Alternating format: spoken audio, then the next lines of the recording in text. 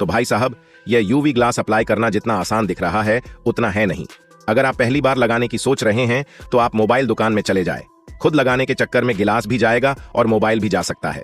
तो देखिए हम कैसे लगा रहे हैं। पहले डिस्प्ले को अच्छे से सफाई करना है और ये डस्ट वाला स्टिकर को हमने अच्छे से सही जगह पे इस्तेमाल किया है ताकि ग्लू फोन के स्पीकर और बटन में न जाए। स्टिकर कम गया तो हमने सेलो टेप लगा दिया। दोस्तों, फिर से स्क्रीन को पोंछना है। सफाई में कोई कंजूसी नहीं करना, एक भी डस्ट नहीं रहना चाहिए। फिर ग्लू को धीरे धीरे बीच में डाले और गिलास को आराम से धीरे धीरे ग्लू के ऊपर रखे। इसको दबाना नहीं है, आराम से सिर्फ रख देना है। थोड़ा